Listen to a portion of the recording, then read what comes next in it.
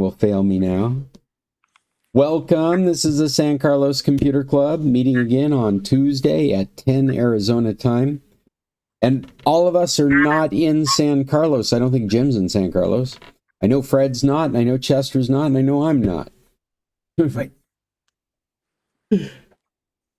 But welcome. This is the club we get together and talk about tech topics, as well as share news and check in with each other and find out what's going on, try to solve each other's computer and technical problems. In typical fashion, I prepared a document of possible topics that I sent a link out to yesterday. And as we go through it, I am reminded that this is the 311th virtual meeting we've had. It all started during COVID, that first week that the Riscate melodrama was canceled, and we canceled the computer club at the same time. And ever since then, we have been doing these virtual meetings as well as had in-person meetings after lockdown finished. So this is 311 meetings online like this. That many. Wow.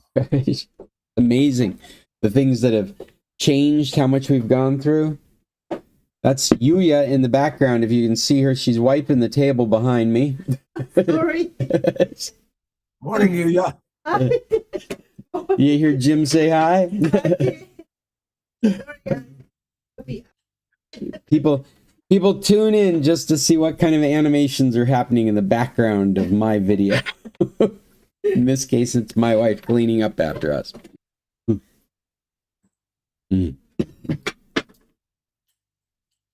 Well, I'm hoping you guys brought some topics. Otherwise, I've got news we can follow. I've got nothing off the cuff. But I did create a list of articles I thought was interesting. You guys have any anecdotes to share with us today? Any recently solved problems or issues you're trying to deal with right now?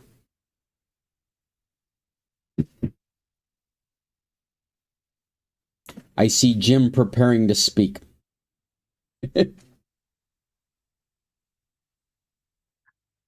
I went back and read the Streamio article and decided how to reactivate Streamio. I've had it for years and then just kind of got away from it.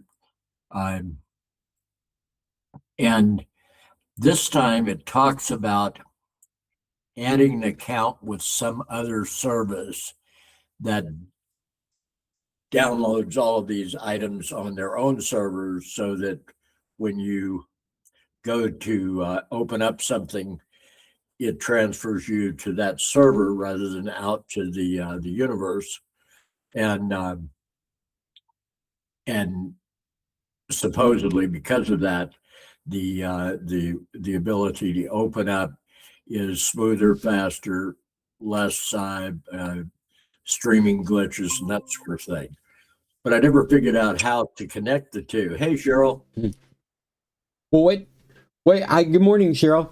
What I think you're referring to is a function that's happening automatically within the new versions. Is this handoff to these other join points? Well, that could be. Maybe it does happen automatically. It was not clear to me. There is another thing that's going on, and maybe this is related to that I've only recently become aware of with Streamio. I can't even remember if we talked about this before, but as you start up Streamio on an Amazon Fire Stick, if you pay attention to notifications, the most recent versions, at least the last two versions, have notified you that a local server has started. And I didn't investigate it too much. When it first popped up, I just thought this is the new version. There's something else new going on. I'll get back to it. Later, I discovered that it's like a peer-to-peer host that can be accessed through a web address that's starting up at the same time. I haven't gotten any deeper into it other than feeling like it's one extra function you're asking your equipment to do. And so can we turn it off? And so this week, I actually dug into this Streamio settings and turned off that server to experiment with how well the platform works without it. And I can't tell any difference. And so this is a feature that isn't very well documented, but that's to be expected given the nature of the software that we're using. It's open source software. It's contributed to by groups of people. There is no one particular outlet that you go after for it. And so documentation and help, all that's kind of communal. So I'm not surprised that there would be some change, some fundamental change in the way the software works. And people like ourselves just aren't aware of it right at first. They don't have teams of people going out there documenting everything so that we're aware of it. And as well, the ability to turn it off is in the settings, and it's much more straightforward in the most recent version. And the reason I went after it was because I was still on that kind of mission of making my Fire Stick as performative as possible. So to me, turning off something that I'm not using and I think we just lost Jim. He just disappeared. Well, to finish off, and I'm sure it's nothing important that Jim couldn't come back to our YouTube video for. Just that I was able to turn it off and notice no difference, except for the availability of free memory in the Fire Stick and just a more pleasant experience using the Fire Stick. My attitude towards it is, oh, there he is. You know what happened? Lost you for a moment and lost you again. Wonder what that's all about. And Cheryl, you're coming in crisp and clear, like your internet's awesome. Don't jinx it. Okay, I'm sorry I said anything. Well, anyway, that would be my recommendation on the most recent version of Streamio, is go into the settings and turn off this server. While I'm talking about it, where did I put the remote control? There it is. Let me go into the setting, because I remember it being very straightforward. The settings in the most recent version of Streamio really make a lot of sense, more sense than I feel like the previous versions did. I'm bringing up the app right now, which I would show you, but it's on the TV set. It's not on the computer. I can't share that.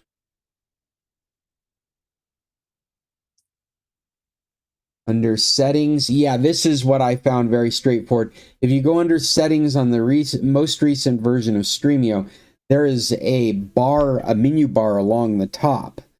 And there's actually, it says general, subtitles, audio, playback, server, and about. So you can find server right from the main menu. And it tells you the status of the server, which in this case it is online, but run in the background is what I would turn off.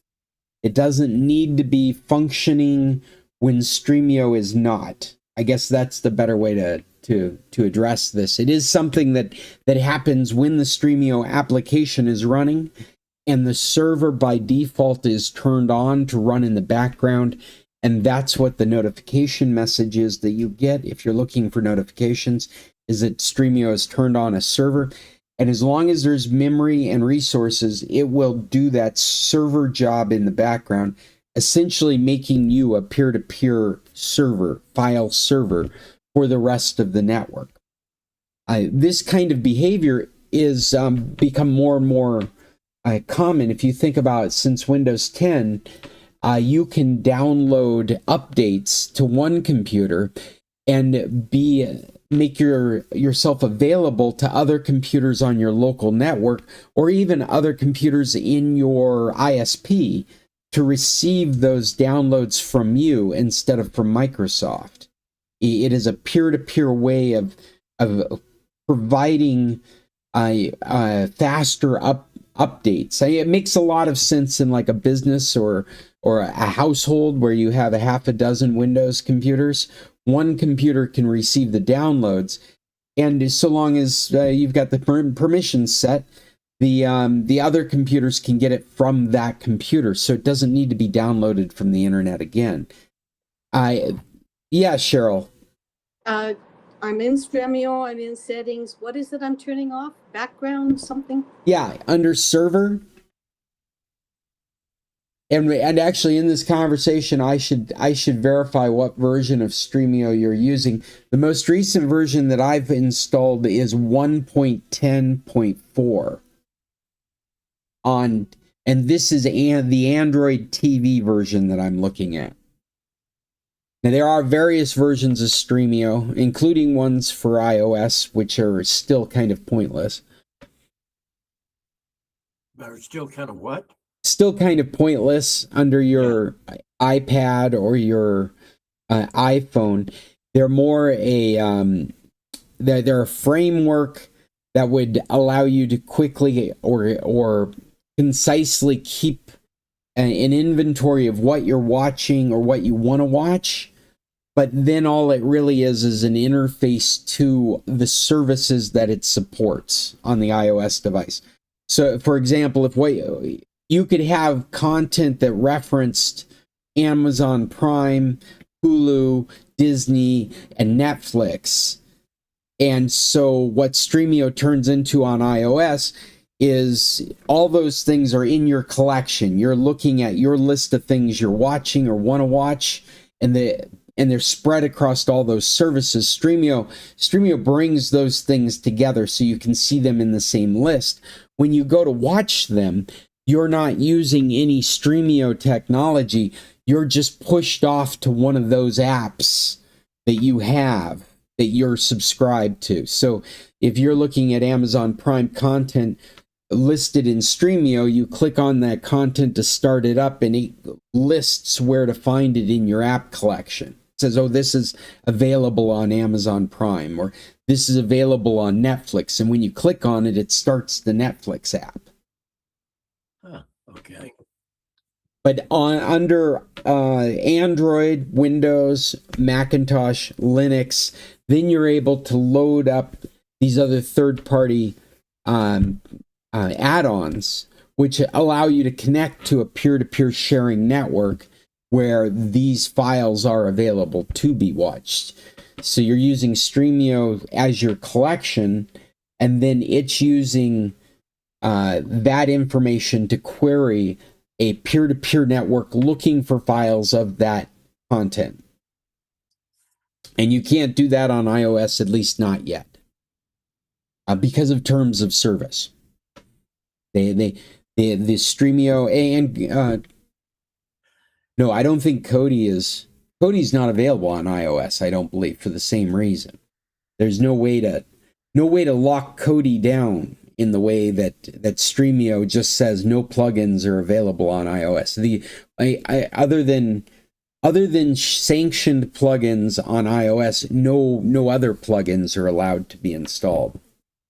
Whereas all the other frameworks of Stremio allow side-loading plugins.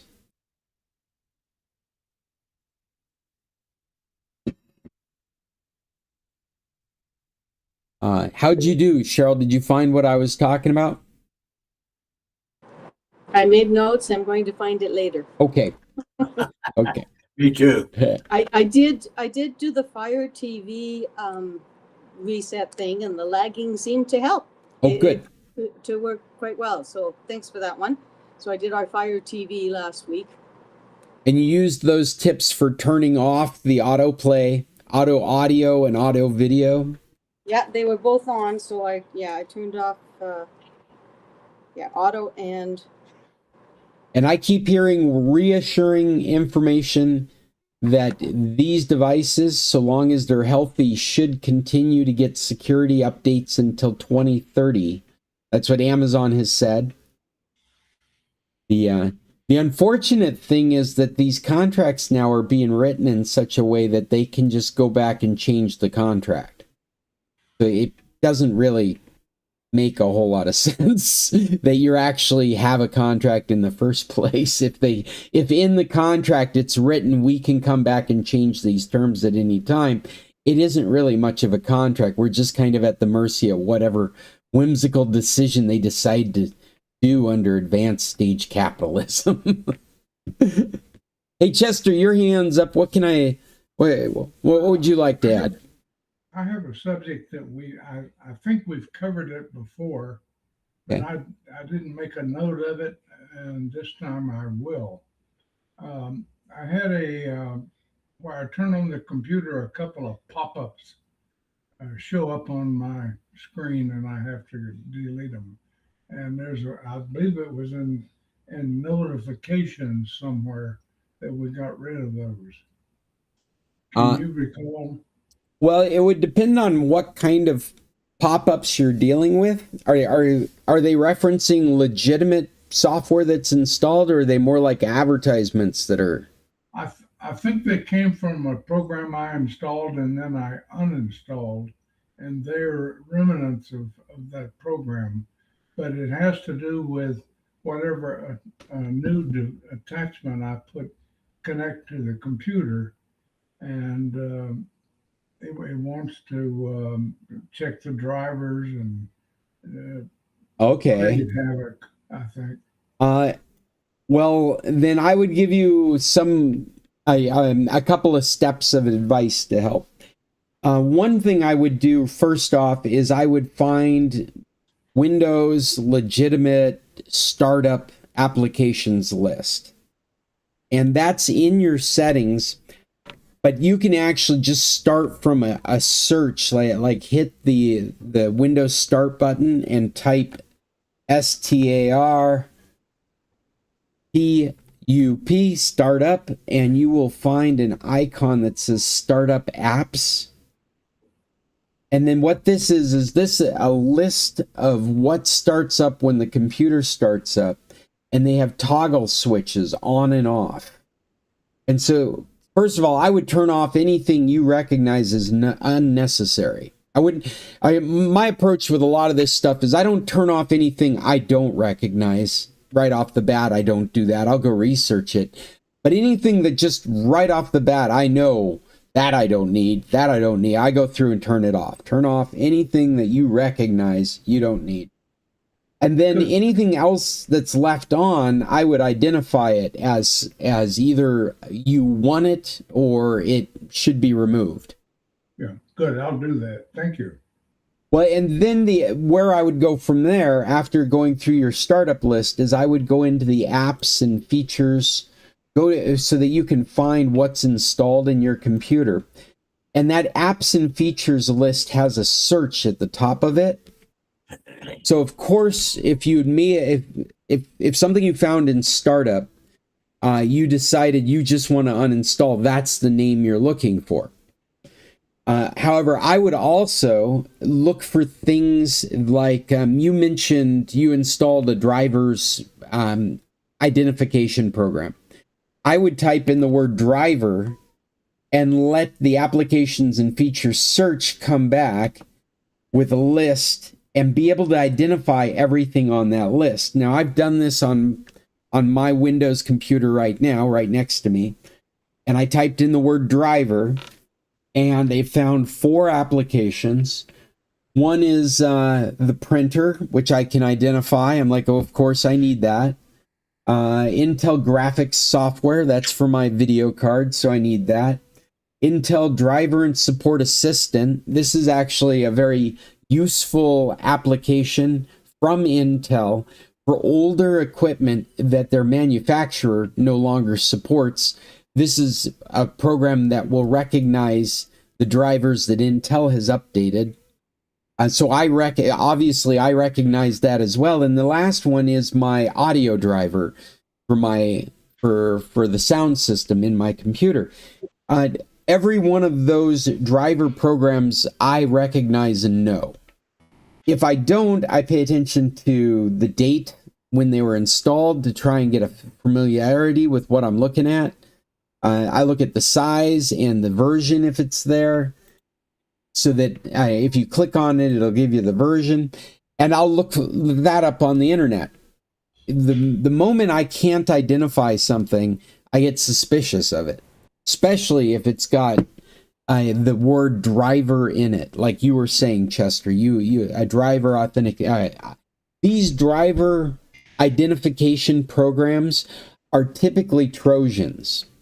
The majority of them are not harmful, because if they were, they wouldn't last very long in the App Store. So if you were installing this driver identification program and immediately your computer was infected and it was a part of a botnet, that would send red flags so quickly that these programs would be shut down. What these programs really do is they give you, they're 10% service, like you needed to know what drivers are in your computer.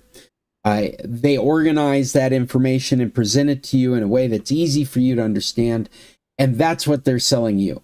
But right beside it, they're selling you all this advertising. They may also be installing other programs that aren't really part of their program, but they've got a licensing agreement to install those programs at the same time. And they probably also put some check boxes there when you installed it that you would have to either uncheck or you'd have to check to make sure the third parties didn't install. I mean, that's just the nature of these things. And so I'm very suspicious when I hear somebody say something about a driver's program, because it's so unnecessary. All that information about drivers in a modern operating system is right in front of you. They're 3 or 4 clicks away. And so the need for a driver identification program is really low. It was a driver update program. A driver update. Well, and that's essentially what I'm describing is in fact, Chester, it's funny because when I ran down my list of driver programs, the one that I talked a little bit about, that Intel driver and support assistant, I have totally vetted. That is absolutely a great program. It is from Intel. It is specifically useful on older equipment, specifically equipment that the manufacturer may not exist any longer or they've dropped support for. Because what Intel does is it updates regularly its software for the chips that are out there that need to be compatible with chips that are coming out, or changes that are made with the operating system that are running those chips.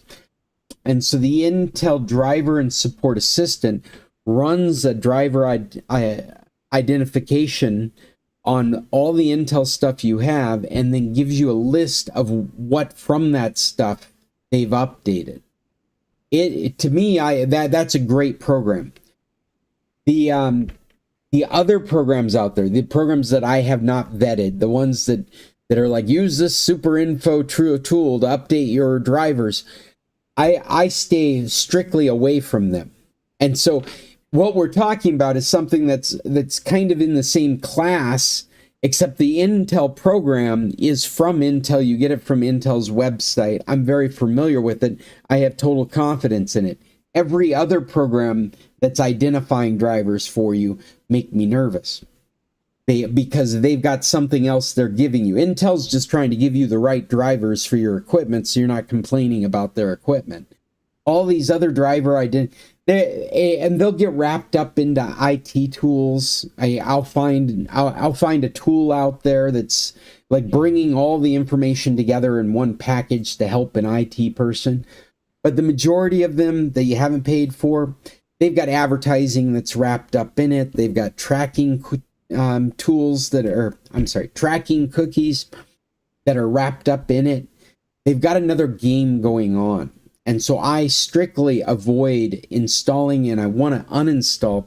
And Chester, what you're describing is my typical experience with these kinds of tools. You install one, 3 others come with it. You go to uninstall it. The other 2 are left behind. You're dealing with garbage that you had not expected to be dealing with when you installed the program, and you can't get it out of your computer. Sounds very familiar.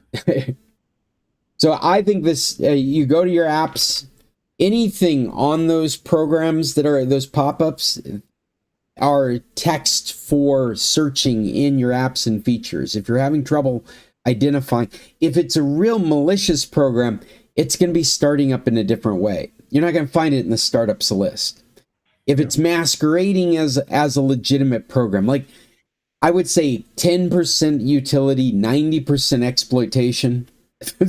Yeah, yes, you got some information from it, but really what it's doing is tracking your behavior and sending it back to a data broker so it can sell that information.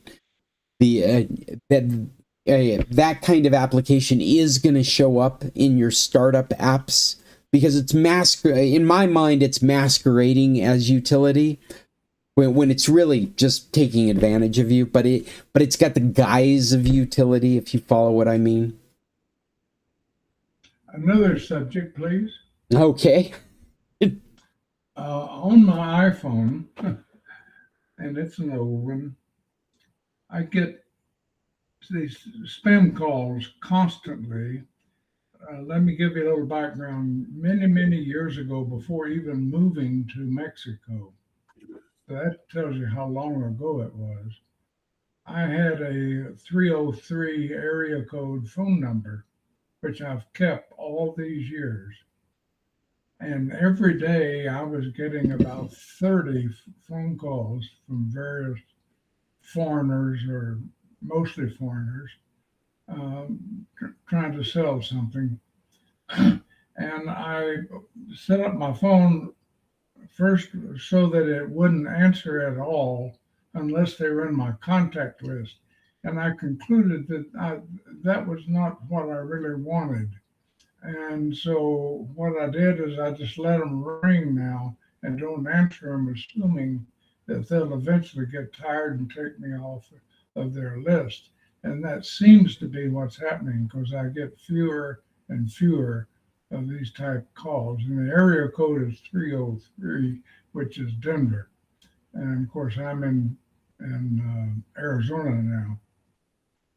Well, and I think that in the past, we have explored ways of blocking just that area code, and it hasn't been very successful.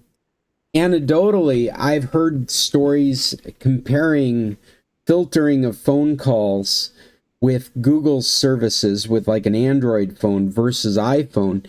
And it's kind of curious, but the iPhone seems to be worse at it. And it seems to be this inverse relationship because of the sheer amount of data that Google collects on you and on everyone. They are much better at blocking spam calls than Apple is from their position of privacy and not collecting information on people. For some reason, Google it is does a pretty good job on the internet. Precisely. I don't know if that's a halo effect we're seeing across those two technologies, but at the very least, it's analogous to what they're doing on the phone, because they just seem to be really good at identifying spam calls and keeping them off your phone. Apple is not good at it, and especially both my numbers in my Apple phone are business calls, and what it causes me to do is change all my behaviors. I never answer a phone call. I'd answer a call from Jim or Chester or Cheryl because you're all in my phone, but there is no new phone number showing up on my phone that I'm going to answer ever. Never, ever. No situation. I would never teach you to answer the call. You have voicemail, and now we've got this issue where a computer can mimic a voice that you might know. So you even need time to vet the voicemail. So it has changed all our behaviors. Every phone number that is unknown on my phone goes straight to voicemail. And if you don't want to leave, do you set it to do that? When my phone rings, it often says, telemarketer, or it says something like that, possible spam. And I sometimes have the option of answering or send to voicemail. I send it to voicemail. If it is somebody that wants to send me a message and really that I want to hear, it'll go to my voicemail. And then it transcribes it, so that's easy to look at it. Yeah, in real time too, which is pretty cool. These days you can watch them leaving the message. Yeah, and then if I send it to voicemail, I'm watching it, and it actually is somebody that I need to talk to, then I can answer the call. Yeah. But I can't, a voicemail option doesn't always come up, is what I'm wondering, if there is a way to make sure that it does, or if that's just something from the other end. Well, There's another problem I see with that, and that is that you then have to go into your voicemail and get rid of all these calls. And that's a pain in the butt too. Very few leave anything, and I find it pretty easy to delete 1 or 2 messages a day. So I well, and Chester, I gotta say that at least with the latest iOS version, when you go in and do the list of voicemails, when you go to delete, you get the opportunity to flag it as spam and to block. And that's the only power you have. That's the only, I mean, it's not very satisfying because you still get 3 or 4 calls a day from new numbers that are look very suspiciously the same as other numbers that you've gotten, but you're blocking that pool of numbers and you're reporting it to a central authority with Apple so that it adds to other block numbers that do go out to phones to be recognized as block numbers. And so that activity, I think, is very satisfying when you're dealing with this. Jim, one more thing before the Cheryl, I don't see it going to voicemail because I have every unknown call blocked. They just go straight to voicemail. If they know me, then it'll ring, and then I've got the option to shoot it off to voicemail. But if I've got every unknown number blocked, then it just goes to voicemail. I find out about it after the fact. Where do you put that block of all unknown numbers? Yeah, let me, because I don't remember, I did it so long ago, but it's definitely what I recommend, especially on the iPhone, because there's just 3 or 4 calls a day are just garbage, just trying to take advantage, trying to sell something. Yeah, but 30 a day gets to be they all go to voicemail, that's a lot of, you got to fool with it. My problem. Yeah, it is the problem with the iPhone platform right now.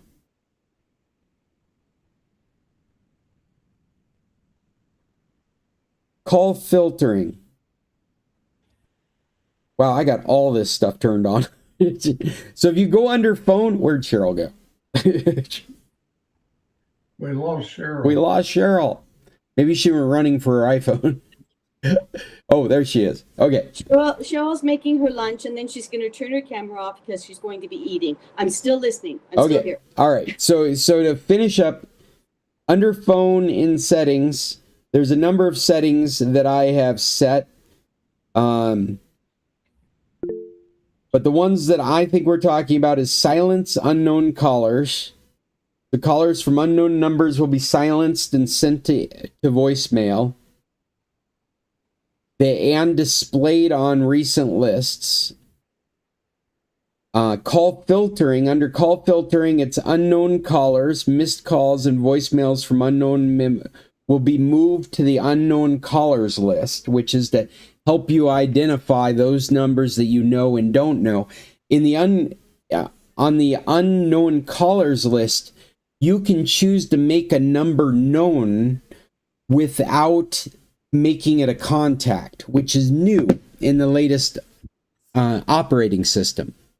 If you were to, in the past, you'd have to save it as a contact and then it would come through. But in this, and I use this a lot for the bed and breakfast, if this is a number that's related to somebody you're having interactions with, then you can flag it as known without saving it as a contact. And then there, under call filtering, there's spam. And so AT&T, I'm AT&T Services. Right here it says AT&T maintains a spam list. You want to stop the calls that are on AT&T's list, and I've got that turned on. So yeah, those are the. And Jim, I'm sorry to have waited so long to get back to what you wanted to get at. And Fred, you'll be next. What has Jim got? Actually, nothing. Oh. And here's why. I deal with. I deal with those calls in a different way, but I think what you just described is even more effective than mine. I made up a message on my message list for incoming calls that just says, sorry, I can't take the phone call right now. Please leave a message. And I will go back and look at them later.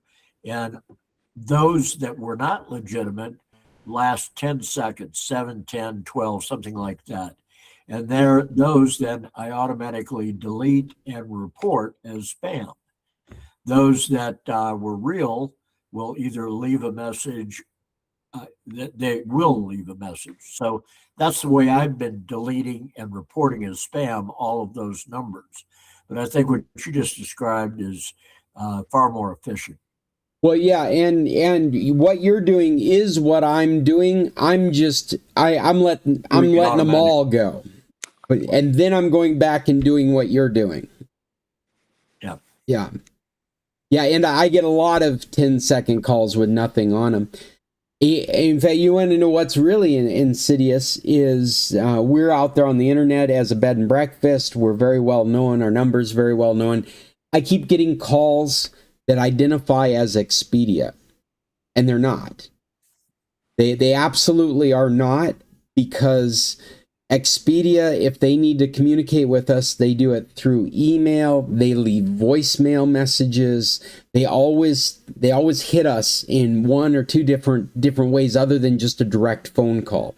And they leave messages when they need to communicate with us. And these calls leave blank messages. There's no reference in the portal about anything. There's no email coming to us. So these, and it's well known in this industry, in the hospitality industry, that there are these scams that are going around. There always have been these scams. They come through email, they come on the phones, and that's what these are. And they are sophisticated enough to pre-program their caller ID to make it look like they're coming from Expedia. Fred, you've got a hand up. Sorry, before you leave that, Okay. I'm in my settings and I have nowhere. I tried searching for silent calls. Look under phone, in settings under phone. I don't see the word phone in settings. Are you using the most recent iOS? My iOS is... So you would go in under apps, and then you'd look up phone. Under apps? Yeah, if you're using the most recent version. Apps down the bottom. Okay, Yeah. Sorry, I didn't get down to apps. Yeah. Now I'm at apps and I go to phone. Yep. And then... Woo!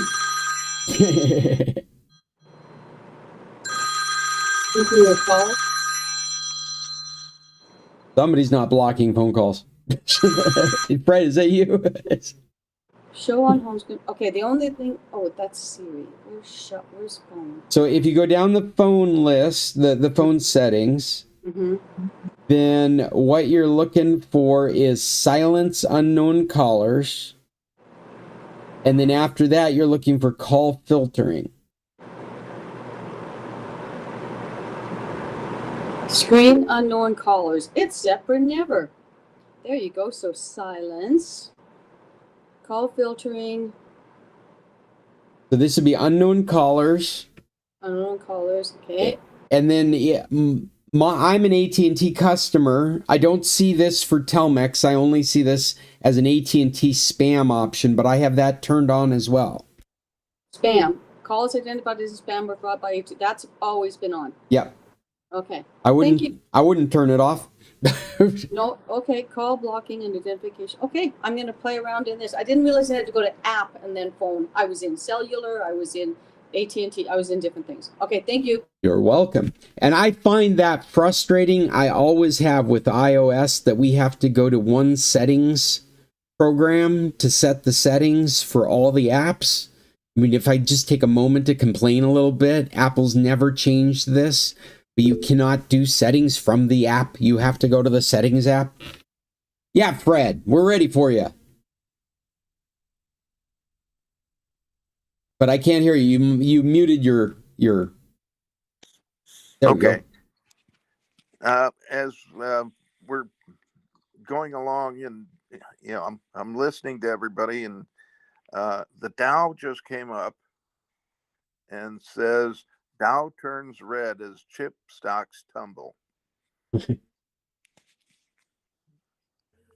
Well, that is really interesting because one of the articles I brought was about the new Treasury report, which wouldn't be interesting to me, except it is all about the AI bubble and comparing it to the .com crash. The comparison is something that I think we have anecdotally done. I think a lot of people sit around and discuss what happened back when the .coms crashed, and have been comparing this AI trend in our markets as being a similar kind of bubble. And you hear the leaders of these industries talk about it as not a financial bubble. In fact, this is a Jeff Bezos talking point, is it's an infrastructure bubble, and that's a good thing. And they compare it to WorldCom, and they compare it to when the United States put so much money into building fiber optic infrastructure. And so even though the financial aspect of things blew up in their face, you were left with all this fiber optic installed all over the United States, ready to be turned on. And we're actually reaping benefits from that even to this day. And that cycle of technology really permeated across the globe. We saw that we're still seeing that in San Carlos right now, as they turn on dark fiber that was installed at one point during a infrastructure investment and is only now being turned on and being utilized. I would say that going back to that, like WorldCom or Enron, those areas of fraud that caused a bubble that caused, are not what I think we're more in the .com era of things, where there's an overinvestment in a fake value, a value that hasn't asserted itself. And it is a in my opinion, it is a financial bubble. And you hear Richard's really on that as well, is that it's going to crash. We have this circular economy going on right now, where the chip company the company that's creating the chips for AI is investing in the companies of AI that use the chips so that they have the money to buy the chips from the chip company. We don't have any direct correlation of revenue based on AI utilization. So what we have is a big expensive AI, and we have no idea what kind of money it's making. Right. And actually, as we're talking about, I'm realizing that Richard sent me, let me see if I can get it up here real quick, sent me an article that has comparisons because of these leaked documents that have come out. A very straightforward website. Gosh, give me 1 second. It's a very straightforward website that shows these AI industries and who's winning and who's losing, and the difference, the margins between how much has been invested. Here we see. and how much is actually returned. Where is it? Send it to me. It's not a YouTube video. It should be. Here it is. This is the website. Is AI profitable? ISAI profitable.com. This is the website. You see the header here. No, everybody's broke. And if you go through this, if you're following along on my screen, what we're looking at here, I'm going to turn off my cam so you can see the full picture here. There's Amazon's investment, 300 billion. Their returns are 22 billion. Alphabet's investment, almost 300 billion. Their returns, 25 billion.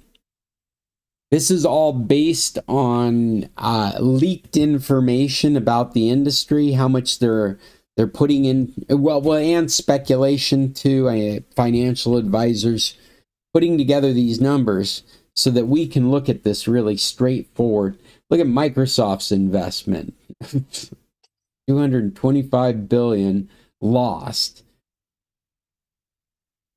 It's just amazing. And as you get deeper in here, there is a strange correlation where there is almost a 50% loss on return on investment as you get down into these AI companies, OpenAI, XAI, Anthropic, very close to half or 2/3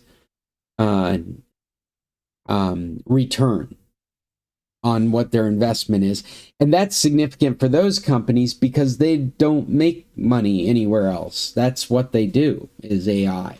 At least with Microsoft, Oracle, Alphabet, they've got all these other revenue streams that can prop up this technology. But Anthropic, well, heck, even XAI has other revenue streams just because they've been bundled with SpaceX. Now, who's making money? This is fun. It's Micron, AMD, and NVIDIA. Look at NVIDIA's profits down here. They're up 300 billion on their investment. They've made 516 billion on a $228 billion investment. So the hardware company is making so much money that they're reinvesting that money in software companies so the software companies can afford to buy their hardware. And that's what's driving our economy right now. Our economy is being driven by 8 big companies and this circular logic.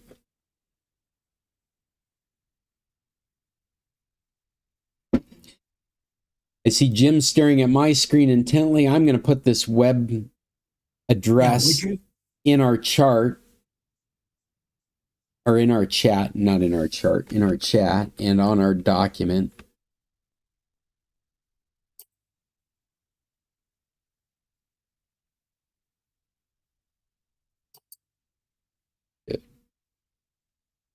Is AI profitable? Thank you, Richard. Richard gave me this a couple of days ago and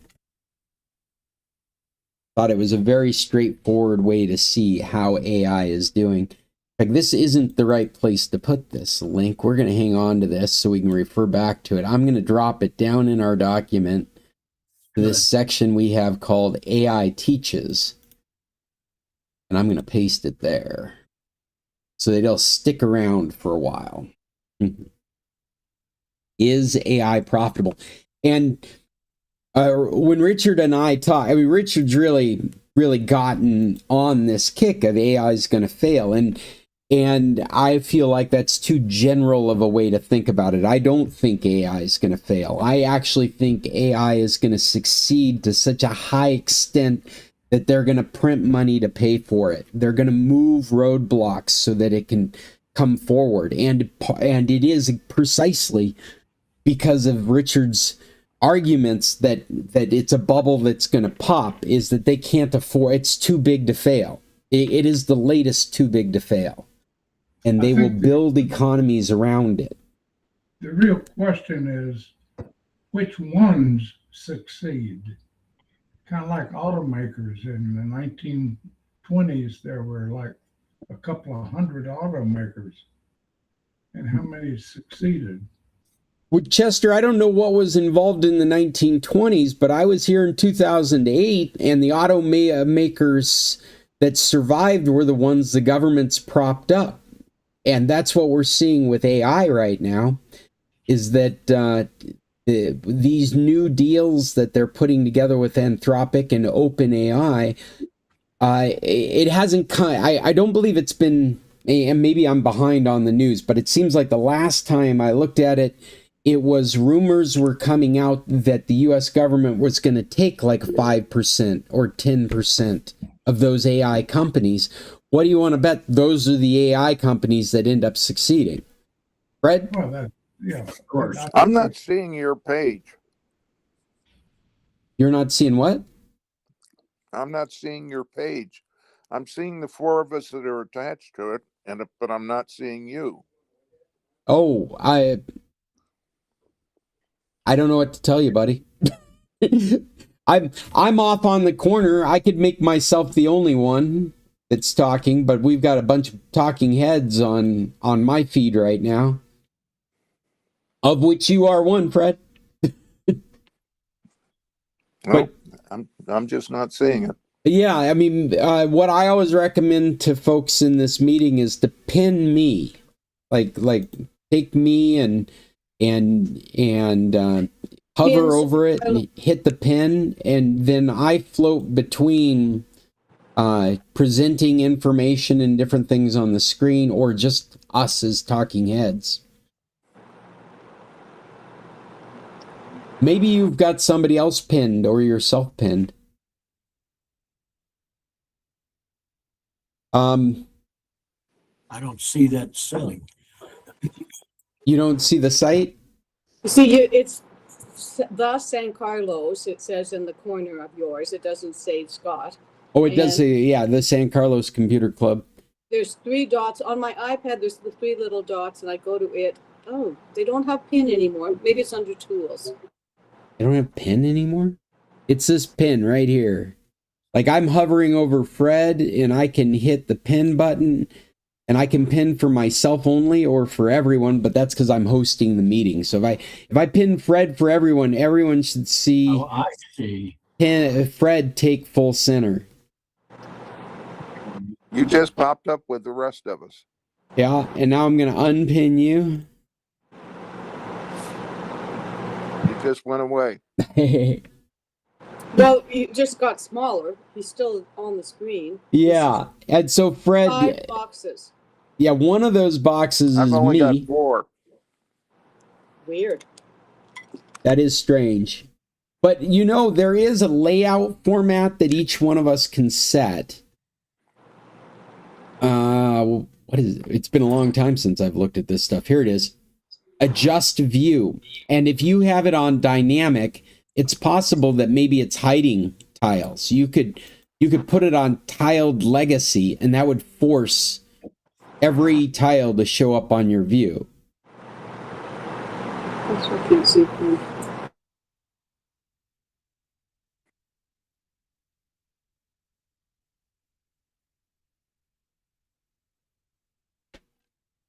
Well, okay, regardless of that, back to the AI talk. That's where I feel like we're at this point. And this article that's come out recently is about a report that the treasurer has put out comparing where we are now with AI, where we're going into the future, and how similar it is to the .com bubble. I don't know how familiar you were back then in the early aughts, but the .com bubble was just, it was nuts. I was watching as websites that did nothing but just have information get funded with millions of dollars, and they didn't produce anything. Truly, all they needed was a .com at the end of their name. Yeah, that whole time period was the .com time period, because everything, the meme was and .com, whatever it was you're trying to do, .com. People started getting more sophisticated about what to expect for return on investment, and that's when all those fell apart. And it's feeling very similar, and Richard would warn you the same, is that as that time period, as we all become more educated in what this means to the market in capitalism, will become more conservative with what's legitimate and what's not. But what's become obvious is so much of our markets now are being driven by a vibe more than anything else. And that is driven by AI and this technical revolution that we're in right now, this pivot in technology that's happening across the industry. I personally feel like, regardless of the financial stuff, they are going to continue to drive it forward, and they should, because we've seen amazing things come out of these investments. We've seen very impressive technology in very specific areas, just mind-blowing capabilities that we never expected to get from this kind of technology. It's not intelligence. It's marketed as intelligence. It's not intelligence, but it is so capable in very specific areas, in acute areas, that we will continue to pursue it. 2 minutes. Thank you, Fred. We will continue to pursue it regardless of whether it makes sense financially or not. It's like space travel right now. Probably why Elon feels like it's wrapped with SpaceX. The very similar kinds of endeavors. With that 2-minute warning, I'm going to open up our next meet just so it's available to us, and I'll let you guys funnel over to it at your leisure.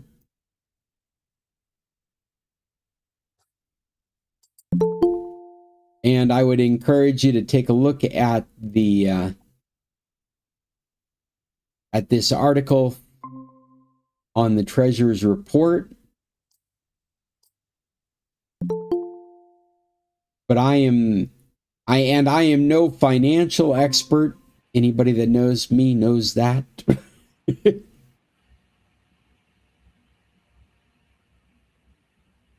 I just feel like we have.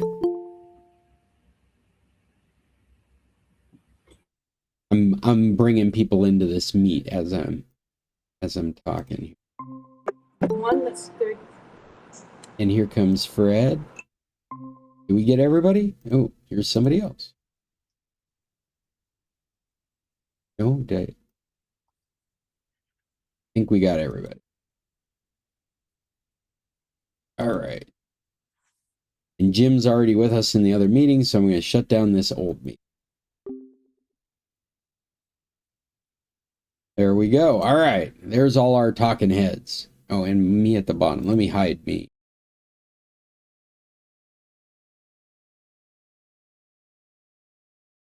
So yes, and so I would encourage you, if you're curious to know what's happening in the market and what to expect, this is a good compare and contrast with that time period and a concern. As far as the technology, I don't think it's going to go away. So they will work around these financial problems. But good to be aware of it. I sure wouldn't have my life savings in an AI stock, because at any moment it could just disappear. It could just pop. I think we should be expecting that. Especially OpenAI and Anthropic. They have no other revenue sources. They're going to be propped up by the government. But you know what else is interesting in that respect? We are in this memory shortage, CPU shortage period of time because of the all of it being bought up by AI companies and data center investment. I heard this morning that Intel is planning on releasing a bunch of old processors, specifically for gaming PCs, though I think it will affect many aspects of the industry. But the idea is to have a modern framework using processors that support an older memory standard, because the DDR4 memory standard is more abundant and more available in the market right now. This is really finessing an older generation of equipment to do the same job we expect it to do this generation, to take advantage of older standards that prior, to get performance levels that we expect at this point, at this generation. The reason this works for gamers is that it hasn't been the CPU performance that's been the problem. As these games have matured and become more sophisticated, what a gamer is looking at from hardware, they're not looking for CPU performance, they're looking for more memory. And so if you can support the latest video card and add memory from an old computer, then that's giving them a better gaming experience than the latest processor that's on the market. And so Intel is releasing these 13th and 14th generation chips into the gaming market. Well, I mean, I call it the gaming market. This is gaming news, but I really feel like this will affect other products across the board. If they have a surplus of DDR4 memory in the market, and that's not ideal for the kind of performance they need from AI data centers, then we're going to see products following that kind of model. And then immediately eat up the DDR4 memory. We'll be in the same boat 6 months from now. But hey, we're closer to that 2-year mark. They keep telling us it won't be alleviated until 2028. And it looks like they're going forward with releasing Chinese-built memory. So that might give us a relief as well. I guess, in a nutshell, if you're not really following everything that I'm talking about, don't buy a computer right now. That's the advice. You do not need to pay the premium price that's getting tagged onto equipment right now. If you've got equipment that's working, there's no reason to be interested in another piece of equipment. And there might be some light at the end of the tunnel. With these most recent announcements, it makes it very clear that there's a chance for more memory to enter the market. There's a chance for some price fluctuations to be happening, and I would be waiting for that. I also brought some other things that I thought you might find interesting. There's in AI news, there's the first AI, you guys probably read about this, when this AI actor when they first announced them. But this is a follow-up on their first movie. They're going to put together a movie using this AI actor, and they're not going into it hard. The plot of the movie is an AI actor, so they're managing expectations from their audience. They've built a story, a drama that is based around a main character that is an AI actor, and they're going to be using this AI actor, this what do they call her, Tiller Norwood. It will be the first time a feature film will use an AI actor as a main character.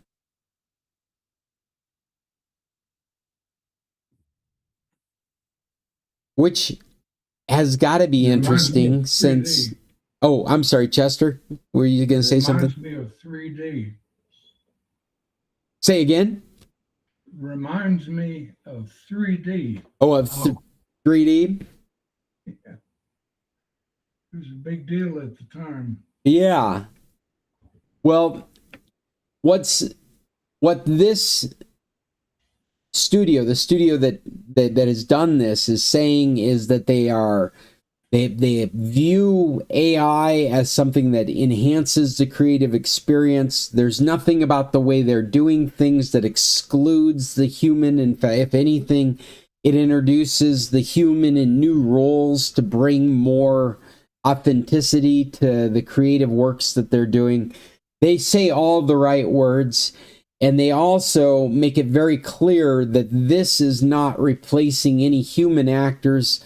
At the very least, this very first story is a drama that is around an AI character, and that actually gives them some real freedom to be bad, if you know what I mean. Like they can release this movie, and if it's bad and obvious, their excuse is, well, it was an AI. We the whole story centered around an AI. So if she's glitchy or unconvincing, then that's just part of the magic. But you can bet this is everything is training for being able to supplement performances, scripts, jokes, whatever it might, views. We used to make fun of J.J. Abrams movies because they all have lens flare in them. He loves lens flare in all his movies, to the point where it's obviously artificial. It's been put in post production. You look at a scene and go, oh wait, there isn't enough lens flare in that scene, and they're adding it at the editor's booth. They're billing as the same kind of thing, and as it gets better and better, it is going to replace scenes. They're gonna have the girl in the green dress that needs to actually be in a red dress. That kind of stuff. We got the perfect scene, except that person's looking the wrong direction. We're just going to remove them. AI is right now helping them with those kinds of decisions. And soon it will be, we forgot to include something. There are a couple of films, I'm sorry I don't remember them off the top of my head, but they're very recent films where a protagonist was added to the movie after the filming of the movie. So you've got actors giving interviews where they have done all their parts of the movie after the movie was done shooting. But because the studio or the creatives have decided there was content that should have been part of that story to make it a better movie, they've gone back and they've filmed some protagonist that it becomes part of the movie. Throughout the movie, they're like the secondary protagonist. They were added to all these different shots, and they never were in the same room as any of these shots. That's what AI is helping with right now. It's just a hop and a jump until that addition isn't even a real person. It's just a generated character. So this is very interesting reading if you're looking for information on where the movie industry is going with this stuff. This is what they call, the plot line is self-referential, meaning that the plot is about an AI, so they can get away with using an AI as the main character.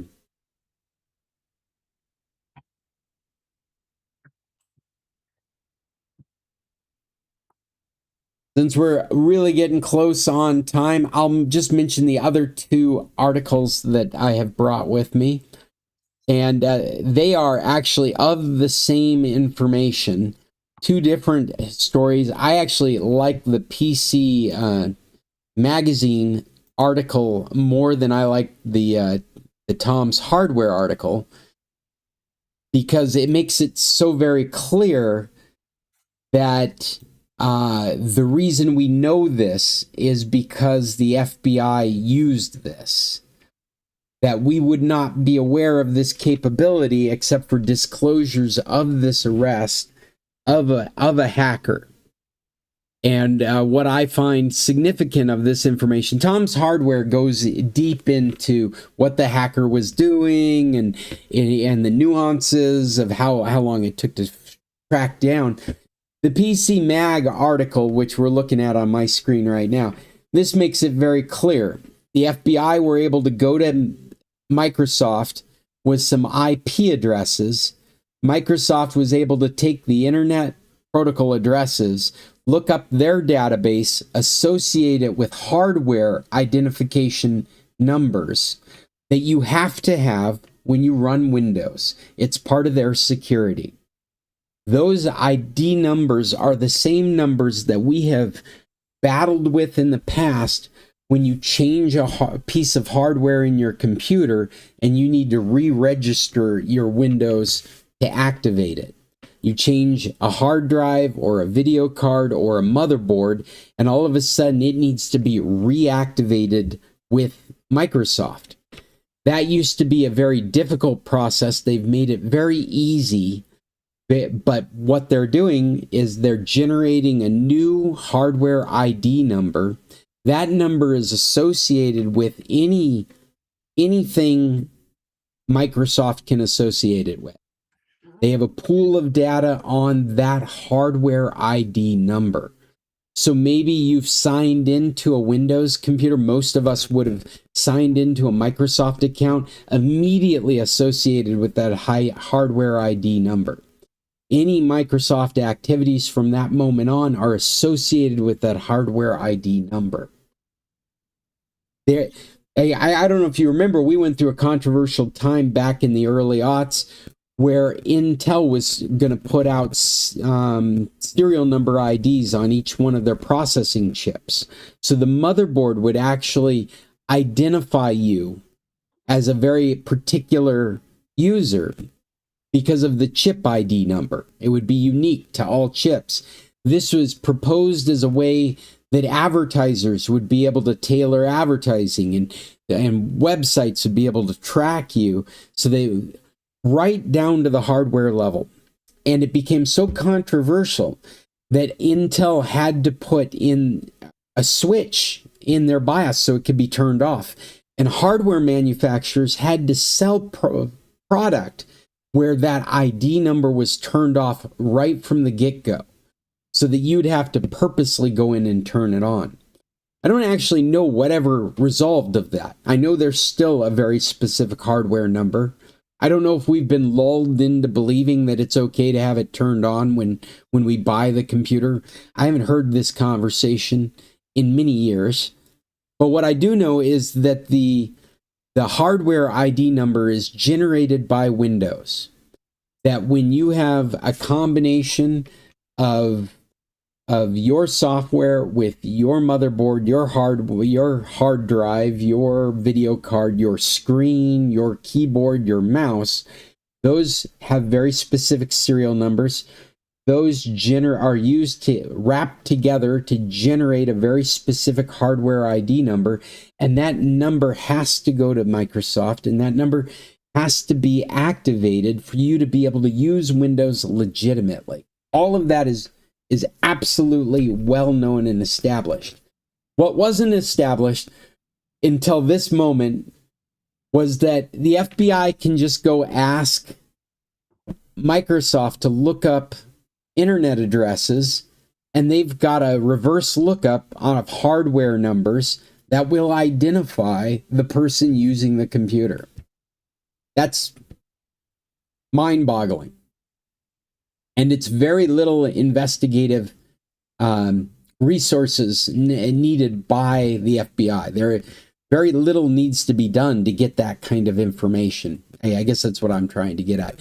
I definitely, it's a privacy landmine, and we're going to see more and more hoodoo about this, because no one actually understood that granularity of information available from Microsoft that law enforcement could ask for.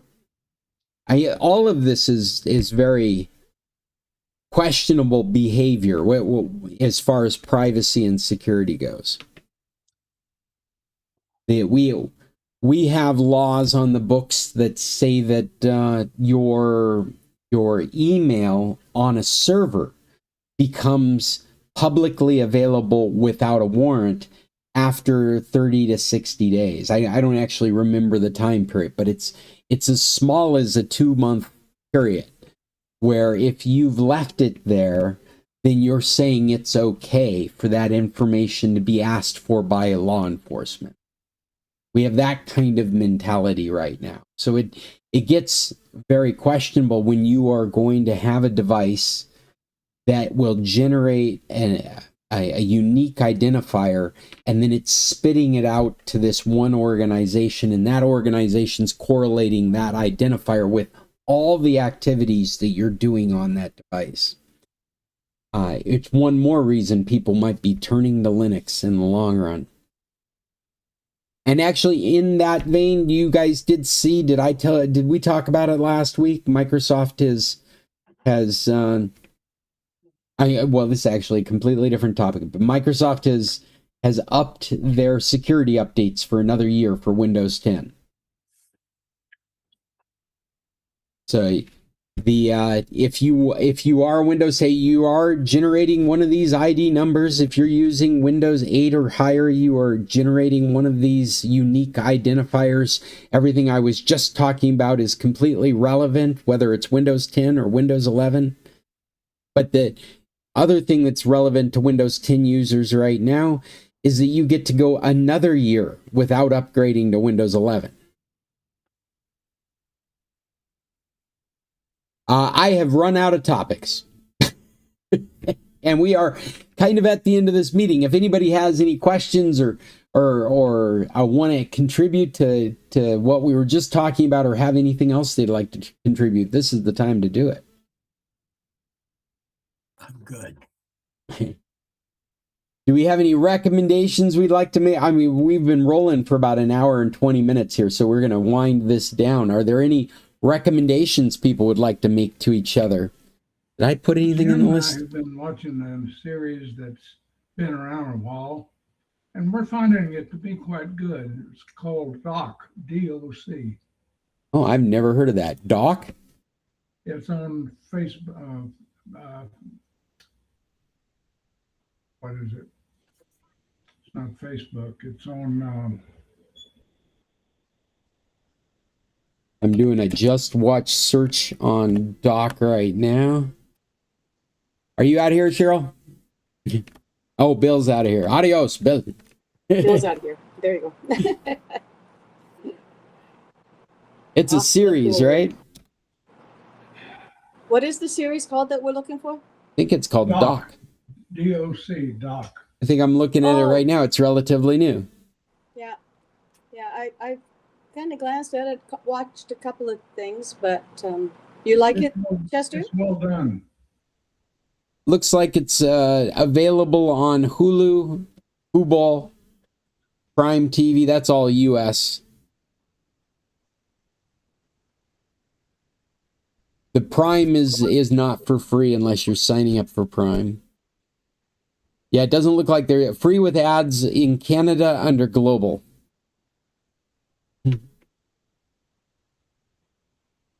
Doc, okay. Any other recommendations out there? We watched the Obsession movie the other day. I recommend it simply because of how very successful the movie has been. It's just broken the box office. This movie has 400% return. Is that how that works? They spent less than $1 million on it, and they have made $400 million worldwide. That's Obsession? Obsession. Is that the one that oh my goodness. It is Tequila's. It is a horror film based. He's our son at Tequila's. Jonathan. Jonathan went off on Obsession, didn't he? I don't know. It's real new. It's still in the movie theaters right now. Okay, no, that's not the one. He went off on the one this had to do with anorexia and diet or something. Oh, that would be The Substance. Substance, not Yeah. Obsession. Okay, No, Substance. so Obsession is grouped in with back rooms and Iron Lung. They all. I mean, everybody in the industry is looking at these three films because the directors come right from YouTube. They're very young. They're conceptual films, except Obsession is a much more a drama in the classical sense, a story about a woman that gets haunted with obsession for another guy and the great extents of what that means. Pretty freaky.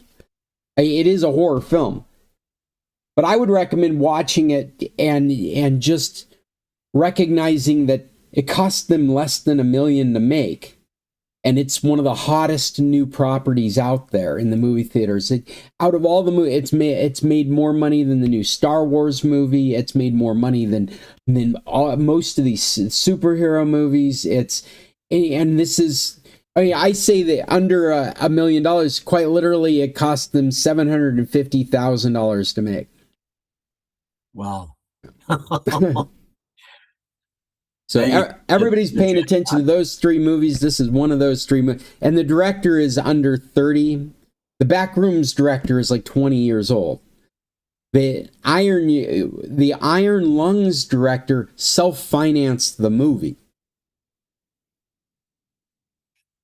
Those three movies are really something to follow because it is the next generation of filmmakers that are making movie theaters profitable. And they come right from YouTube. That's wild. Yeah. Well, with that, I think we're at the end of this meeting. I don't actually have anything else I would share.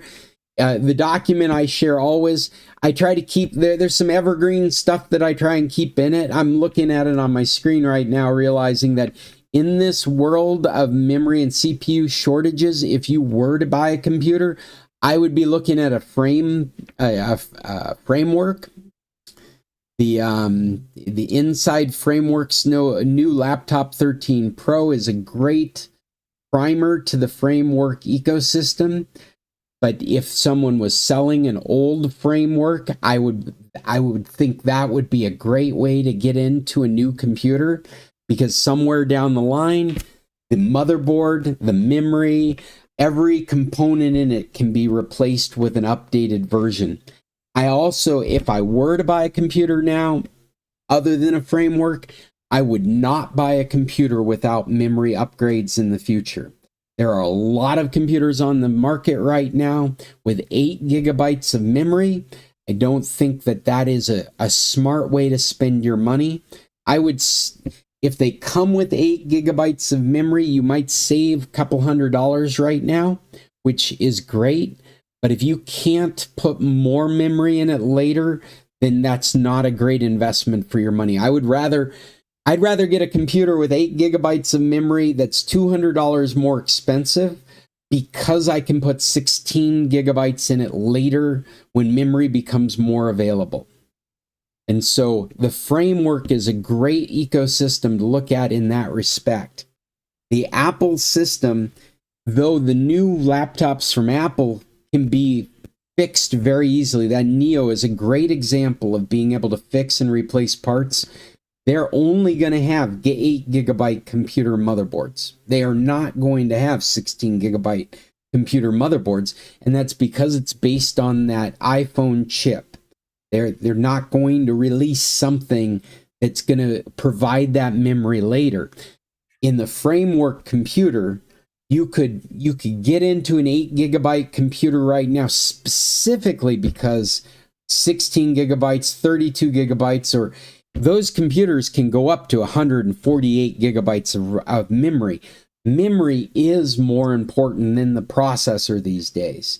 So your ability to move forward with that device becomes more and more important as the industry has gotten more and more expensive just in these short period of time.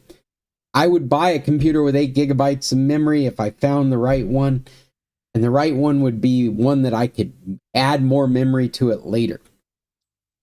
And the whole point of me saying all that is just there's some evergreen stuff in our document. So don't forget to look through it and review back to it. There's stuff here that's very helpful. The inshitification section, Richard has just kept us up to date and inundated with AI and finance stuff, because there is this movement of people out there that think AI is just going to fall apart when the financial bubble of AI falls apart. And there's a lot of background information for that, and you can find that here. I'm going to say goodbye because I'll just keep talking if I don't. Everybody, thanks so much. You're Have a welcome. good week. You Take guys care, too. everybody. And tech on.